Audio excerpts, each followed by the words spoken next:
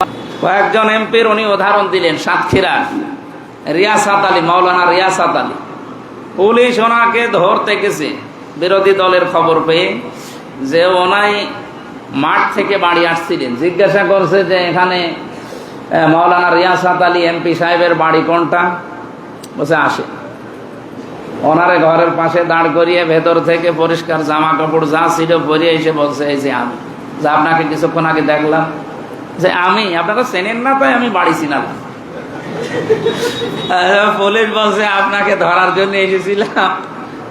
আপনাকে কি ধরবো? আপনার যে বাড়ি, এ তো সেই টিনের বাড়ি উপরে, আর নিজে দেওয়াল দেওয়া হচ্ছে যে পাতা দিয়ে। তাই আপনারা ধরে দুদকের যে মামলায় আমরা ধরতে এসেছি, ও আমাদের বিশ্বাস হয় না, ছেড়ে দিয়ে চলে গেছে। তা আমরা এইরকম হতে চাই। এই যে ৭৭ জন, আমরা চরমনার একজন আছে ৭৮ জন, আর একটা যেহেতু বাকি আছে শেরপুরে একটা, এটা ৭৯ জন। এই ৭৯ জন মিলে আমরা আশা করছি আগামীতে বাংলাদেশে এই যে বাকি এখনো 200 কতজন আছে, ওনারা 212 জন আছে। আমরা এই মসজিদের ভেতরে বসে বলছি 100% চেষ্টা চালাবো এই ৭৯ জন মিলে ওনাদেরকে তীরের মতো সোজা করে রাখি। যদি এদিক ওদিক করে আমরা চেপে ধরবো ইনশাল্লাহ, সে সংসদে হোক আর সংসদের বাইরে হোক। তা আমরা মধ্যম পন্থা অবলম্বন করবো। এটা হচ্ছে আল্লাহর জন্য সাক্ষী হওয়ার একটা নিয়ম। 2 নম্বরে, এই যে তাকওয়া অর্জন করার জন্য ন্যায় বিচার কায়েম করা দরকার। এটা ব্যক্তি, পরিবার, সমাজ এবং রাষ্ট্রের সব জায়গায় এই ন্যায় বিচার যদি আমরা কায়েম করতে পারি, রমজানের দ্বারা যে তাকওয়া অর্জন করার জন্য তাকিদ দেওয়া হয়েছে, সেইটা এবার বাংলাদেশে কায়েম হবে। আমাদের কাছে দল বেদল, ধর্ম অধর্ম না, মানুষ হলেই তার প্রতি আমার নিজের দল যা করেছে, অন্যের দল যা করেছে, আমি ওইটা হিসাব করে দেখবো এটা বৈধ কিনা। সাদাবাজি আমার দলের লোক করলে অসুবিধা নেই, অন্য দলের লোক করলেই ধরা লাগবে না, এটা ন্যায় বিচার না। আমি এমপি শুধুমাত্র 1,83,000 ভোট পেয়েছি, এদেরই না, আমার 4.5 লাখ ভোট, সবার জন্য আমি এমপি। আমি সবাইকে আমার নিজের আপন ভাইয়ের মতো মনে করি, আপন বোনের মতো মনে করি। ইনশাল্লাহ আগামীর 5টা বছর যেন সঠিকভাবে ইখলাসের সাথে সুন্দর নিয়মে, কিছু কিছু নিয়ম তো জানতাম না, সবগুলো এখন শিখতেছি। সংবিধান এবং কার্যপ্রণালী মন্ত্রণালয়ের কি কি কাজ সব আমাদেরকে ট্রেনিংয়ে জানিয়েছে, বই দিয়েছে। এগুলো পড়ার মাধ্যমে, যেহেতু এখন সরকারি দলে নেই, বিরোধীতে আছি, সরকারি এবং বিরোধী দলের এমপির জন্য বরাদ্দ সমান সমান, কিন্তু লাইন ঘাট করে কিছু কিছু জিনিস একটু বেশি করা যায়। আমি চেষ্টা চালাবো আমার এই ফেস ভ্যালুটা কাজে লাগিয়ে আপনাদের জন্য কিছু করা, কারণ আমার তো আর লাগবে না, আমার যা আছে আছে চলে যাবে। আমার এই ফেসটা যেহেতু আল্লাহ একটা আলাদাভাবে বানিয়েছে, আলাদা না, এটা দেখলেই অনেকেই আছে না, ঠিক আছে। এটার জন্য আমরা বিভিন্ন জায়গায় এটা কাজে লাগিয়ে আপনাদের পেছনে আমরা এই শ্রমগুলো সামনে দিতে চাই। এই আজটার আরো বেশি শিক্ষা, আমি আরো 3-4টা শিক্ষা নোট করেছিলাম। আগামীতে যদি চেষ্টা করি আসবো এলাকায়, তখন বলবো ইনশাল্লাহ।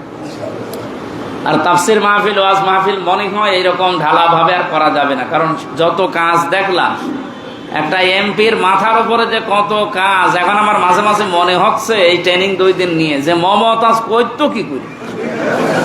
আমার মনে হয় মমতাজ এসব কিছু জানেও না, ও খালি গান বলা ছাড়া ওর কোনো কাজ। কিন্তু আমাদের তার গান বলার কোনো সিস্টেম নেই, আমাদের কাজ করা লাগবে, পড়া লাগবে এবং ওগুলো সব উপস্থাপন করা লাগবে। আর বিরোধী দলের সময় ফলরগুলো আরো বেশি দেওয়া হয়। ওখানে 1 মিনিট সংসদ চলছে বাংলাদেশের, 19,000 টাকা খরচ। তো সেই টাকাগুলো তো সব আপনাদের, এই টাকার মূল্যায়ন করা দরকার এবং এই টাকার যেন হক আদায় করতে পারি।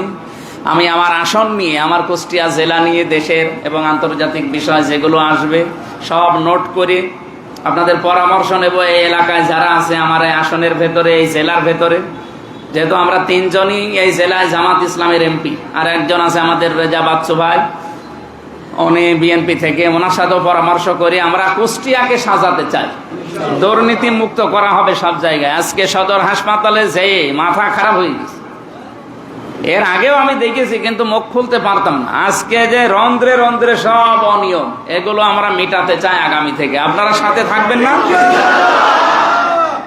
এরপরে ইঞ্জিনিয়ার জাকির হোসেন সরকার ভাই, উনি আমাকে একটা আহ্বান জানিয়েছে যে এই যে বালির ট্রাকগুলোতে বালি পড়তে থাকে, ড্রাম ট্রাকের, এইটার বিষয়ে আমি যারা দায়িত্বে আছে বা এই সংক্রান্ত যারা বিষয়গুলোতে পালন করে, তাদের সাথে বসে এটা কি করে বালি একটু কম নিয়ে পানি ছিটিয়ে যেন না পড়ে, শহরটা যেন পরিষ্কার থাকে, এটার উদ্যোগ নিচ্ছে। আমি কালকে শনি রবিবারে ডিসির সাথে বসবো, এসপির সাথে, এগুলোর বিষয়ে কথা বলবো। যা আছে সময়, যেহেতু মাহফিল নেই আর আপনারা করতেও দেবেন না, সুতরাং এই সময়টা আমরা কাজে লাগাবো, কিন্তু সাথে থাকা লাগবে। ডাক দিলেই চলে আসবে, যখনই ডাক দেব দলমত দেখবেন না, আমি সবার এমপি হয়ে থাকতে চাই ইনশাআল্লাহ।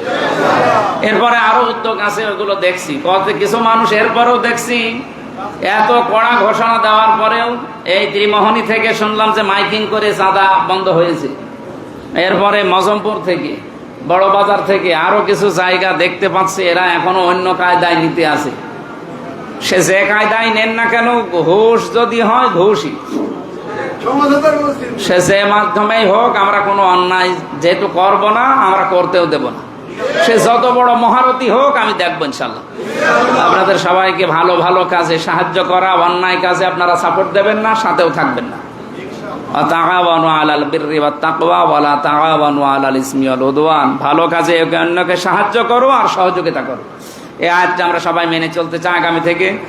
যেহেতু রোজার মাসে আরো বেশি কথা বললে গলা শুকিয়ে শেষে বলবেন হুজুর রোজা ভেঙে ফেলেন। আজকের মতো থাক, আমিন।